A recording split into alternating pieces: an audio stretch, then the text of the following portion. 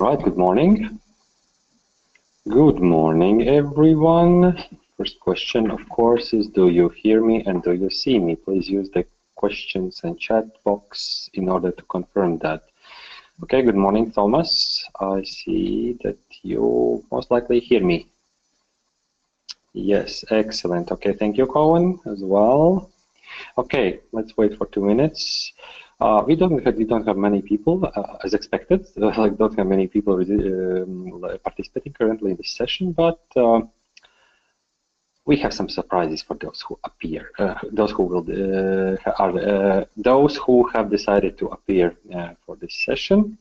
So let's wait for extra 1 minute, and I have my coffee here.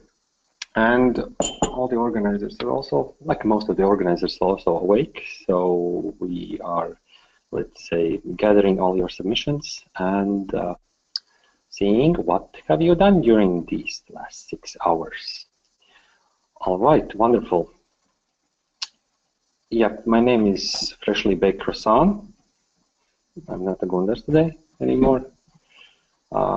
Yeah, let's wait for extra 1 minute.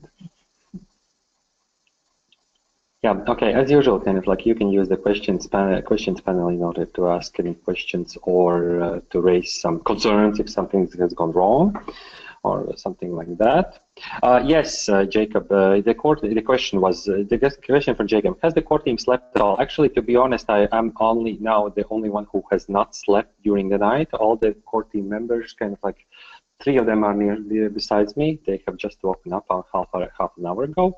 And 2 core team members, or only 1 is still sleeping. And after this session, I will be the one who will have the luxury to sleep. So yeah, we have had some rest before, and actually, to be honest, I was sleeping during the day. Just after the opening ceremony, I just went to sleep, and then I woke up. So we managed to sleep as well. All right, it's 8 o'clock. Hello, welcome back, everyone. Okay, we have a couple of people we have in here as well. So, what's the plan for this? We know that you're tired, most likely, and some of you could be in a position that you want to sleep as well. So, we will. This will not be long, but we have some surprises prepared for you as well. Quick update regarding what's happening in the competition for some information for you. Okay, now you're doing the 3rd submission. After the 6 hours will be the last submission, the fourth one, and of course we will start the closing ceremony and the last keynote, which is not last but not least keynote, which is Rafael Alberterias. So don't forget after this session to register for the closing ceremony if you haven't done that already. Other news currently is that all the previous sessions have been already uploaded to our YouTube channel. So if you want to see something that you have either missed or want to revise something, either see some keynote speakers or just kind of like enjoy the Midnight Toast event as well. So feel free to go to YouTube, find Global eCollaboration Competition or GeCCo, and see the latest 3 videos are the last 3 sessions, so you can do that as well. And the opening ceremony is embedded in the webpage becom.vm/GeCCo. So this is an important information for those who want maybe to see the sessions again. All right, and the other good news is that we're almost there. Like only 6 hours left, and you have to do the last submission pretty soon. Yeah, there's the last of the GeCCo core team members just stumbling down from the room through the stairs and just woke up, which is Alena. All right. You should see her. No, she's looking at me really with a mean. Okay, so YouTube channel full of videos. Don't forget to register for the next session, for the last session, which is closing ceremony with the keynote speaker. And of course, yeah, you have to do yet another submission. And now for those 31 people who are online now, let's have a quick surprise, and it will be a surprise keynote speaker, and it will be me.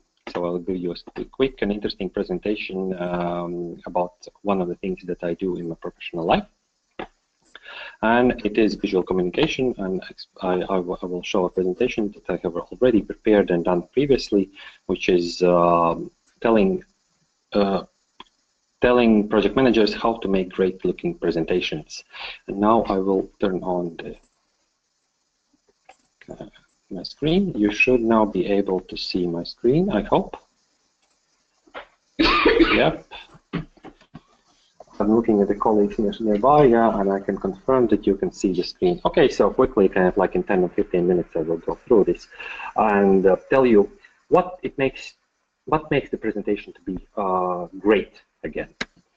Okay, so why I can talk about these kind of like things, and what kind of like why can I give you this kind of like knowledge and information is that yes, I am a freelance project manager. I am working on a freelance basis, mostly in events, but also I am. This is kind of like one part of my everyday business. This is kind of like if you ask me how do I earn money, I earn it in two ways. First is like freelancing as a project manager, and secondly, I'm also a graphics designer and specialized in visual communications. So essentially, I know how to use color, shapes, fonts, all these kind of like visual items properly in order to, let's say, convey some kind of like message. Yeah, I am an expert on visual communication. I also write a blog. And the question kind of like usually is that there are two questions usually kind of like the project managers might ask. And I come on this question pretty often in my professional life as well. Is like, for example, how can I make my presentation better looking? And secondly, if I tell them what is visual communication and why kind of like why this like tell about these things, usually there are a couple of people who ask kind of like why should I care about these kind of like things, or isn't that the marketing stuff? And kind of like, yeah, of course, marketing people cares about this, and especially those who are graphic designers, because it's the job apparently. But I believe so that project managers also should at least know the very, very basic principles of how to make great looking presentations, and I will give you these principles in this keynote speech as well. Presentations are a really important tool for the project managers because I think you have seen a view like this many times, and you have also been a part of that as well. Essentially, we use presentations to kind of like, let's say, prove our point, present our results, present our project, influence our stakeholders, and so on. So presentation is essentially a very, very useful tool for project managers to, let's say, convey a message, not only by spoken word, but also by visual means, and usually by visual means we understand the presentation. So if you know how to design a presentation properly, make it nice and beautiful looking, you can not only, let's say, tell others that you are someone who anyone can trust, or you are someone who essentially knows what you are talking about. Yeah, presentations are an essential part of a project manager's life, and you should understand that. I would say the presentation is one of the most important tools how we kind of like communicate, how we as a project managers communicate things to the world. And the thing that not many people know is that presentations can be a really, really powerful tool to influence stakeholders from visual perspective, not only from the informational point of view, like from the stuff that you can read and see on the presentation, but from the visual type, from the way you choose the colors, you choose the layouts, you choose the fonts, and these kind of like things. Essentially, influence people on a subconscious level a bit more. This is the kind of like knowledge that works in advertising. For sure, we know that kind of like ads or commercials around us influence us in order to make us think in certain ways, or persuade us to a certain action, like for example, buy things. But also, you can design your presentation in a way that influences people as well. So if it works in advertising, it can also work in your presentation as well. So in order to make your presentations wonderful and beautiful looking, there are really two basic design principles, which if you use those, you can make sure that at least your presentation will be basically will look okay. And those principles, yeah, you can use these principles essentially not only in the presentation but anywhere to make sure that everything will look good. Not only presentation but also some flyers, posters, and even web pages and so on. So two simple basic rules. The first rule is the so-called rule of the third, and this is essentially the first thing you have to, let's say, exploit in order to make your presentation look beautiful. And rule of the third says the following: before you start designing any kind of material, for example, presentation, divide the space you're given, in this case like slide, in 3 equal parts, either like this, horizontally or vertically. It's up to you to choose it. But the first thing, divide it imaginary, like imagine that it's divided in 3 equal parts, and then fill it out in such a way that either you dedicate 2/3 to the copy and 1/3 to the image, or otherwise you dedicate 2/3 of the space for the images and 1/3 for the copy or the text. You choose kind of like how much space to give to the text or to the image, depending on what's the most important thing on the slide. For example, if the most important thing is the image, which kind of like already says the basic idea of your slide, then of course the image takes 2/3 of the space. If the text is, if you have loads of text that you necessarily have to put on the slide, then of course the text most likely will take up 2/3 of the space, and 1/3 will be dedicated for the images. Yeah, like here, for example, you can see that charts are in 1/3 of the space, and the copy is the king here. It takes up to the 2/3 of the space. If you have no image or no text, do not refill the slide from one side to the other, from the top to the bottom. Leave the white space. Then, if you, for example, in this case, if you have only text and no image, just add the text in 2/3 of the space and leave the rest of the 1/3 empty. Do not be afraid of white spaces or empty spaces. They are actually really good because they help to focus the attention. So when you have already, let's say, divided the slides in 3 equal spaces and decided what is the most important thing, the text or the image, and dedicated the necessary amount of space to the text or the image, then you come to the fonts. And if you know how to correctly use the fonts and put correct font sizes, then for sure you will be able to make your presentation looking really good. And here you can use a basic principle which is called the golden cut or golden ratio, which can be expressed with the number 1.6. And if you have to, like, let's say, add a size for the headline and then a size for the body text or subtitles, use this 1.6 as a multiplier to increase or decrease the font size.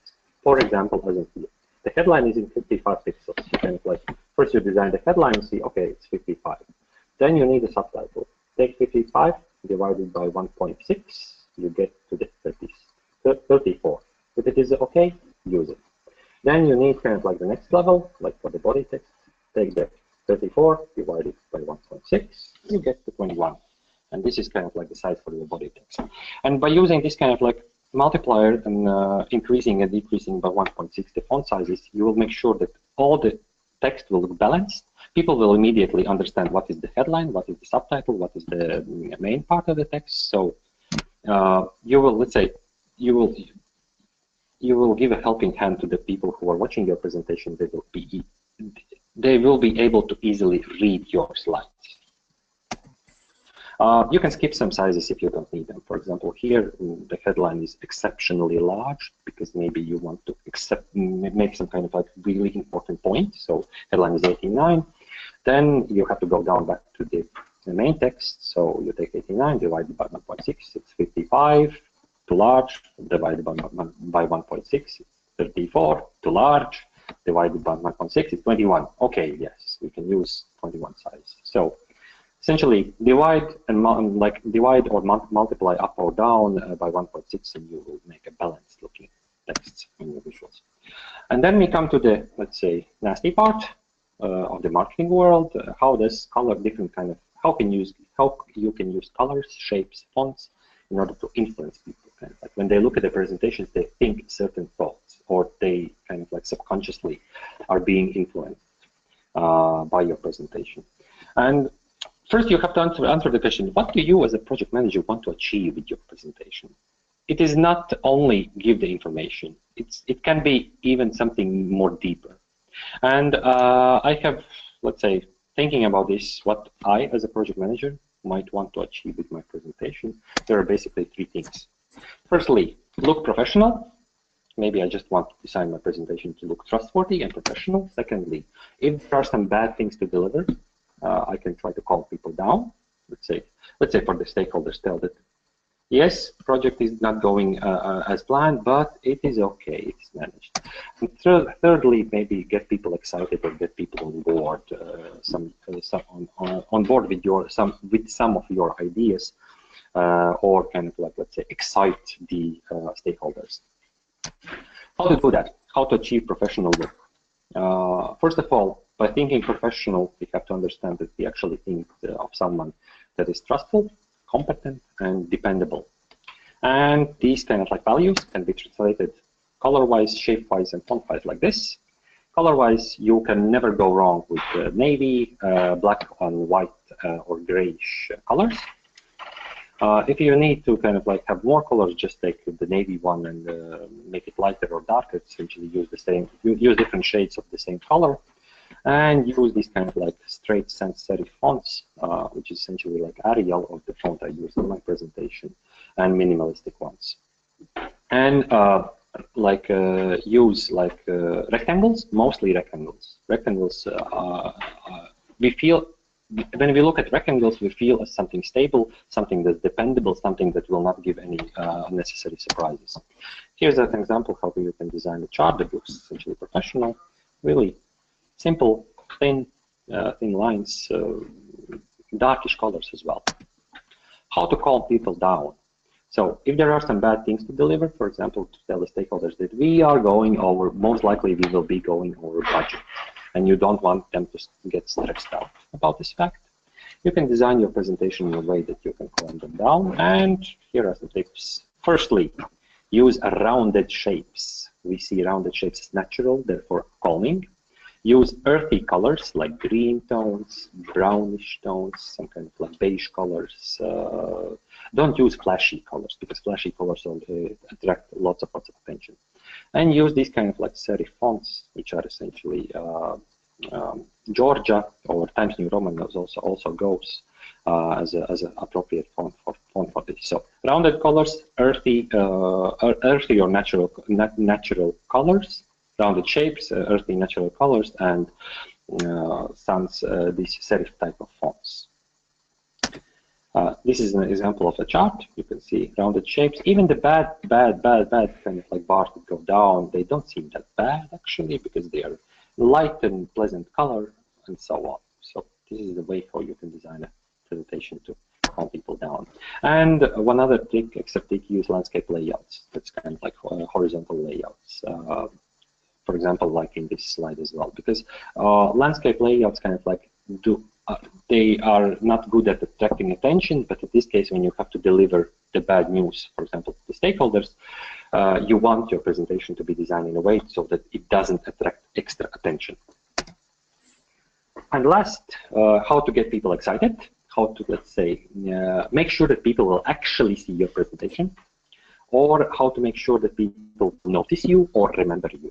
Like make the presentation a bit more flashy or visible, or essentially make more dynamic and interesting. Here are some tips. So essentially use bright colors, angled shapes. Do not use rounded shapes in this kind of like way. Use some kind of like, let's say, slanted shapes, maybe even, and mix and match together fonts like sans serif and serif fonts. Yeah. If you want kind of like to influence people with colors, these two color combos I'm showing you on the screen now are the most visible color combinations out there. There is a reason why, for example, black and yellow is used in sale signs in supermarkets, because it's the first thing we will actually see, and we will most likely remember that. So it is the black and yellow is the most visible color combination out there. There's nothing more visible than that, and not many people know this. But also, if you kind of like do not want to look that screamy, you can use also white and green. This grayish tone is meant to be white, and this is also a very good color combination to attract attention, yet not be that, let's say, screamish.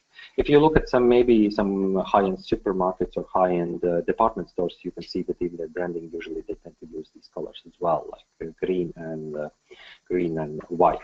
Those people who are from the Nordic countries here, they know that, for example, there's a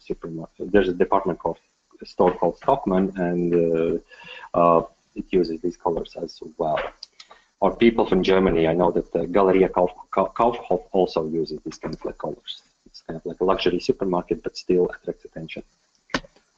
And example of a chart, how you can design it in a way that kind of like helps to get more attention to your presentation. And extra tip for this here is use more vertical layouts, because vertical layouts are much better in helping to attract more attention. So like in this kind of like in this way, just kind of like if you need to specifically to direct people's attention to one part of your chart, use just that part and add it in like in a vertical manner. So this is it. This is how you can, let's say, embrace the power of colors, shapes, and visual communication in order to make more influential and better presentations. You can also follow me and see my journey regarding the visual communication world on Instagram, Facebook. I'm also active on Pinterest, and on LinkedIn I also have my own professional profile. So this is it. This was the surprise keynote from me. If you have any questions, I'm willing to. I actually want to sleep, but I'm willing to answer you kind of like one or two questions if there are any in the question box. Reminding you the fact that don't forget to register for the closing ceremony and the last keynote speaker, which will be held after 5.5 hours. And yeah, all the current videos are in the YouTube channel. So, are there any questions? I'm counting down from 5 to 0, 5, 4, 3, 2, 1. All right. All right. Thank you, everyone. So, see you after 5.5 hours, and okay. And I wish you good luck in making class. Let's say preparing all the last things you have to prepare in your case studies and doing the last submission within 5.5 hours. Okay, see you and bye for now.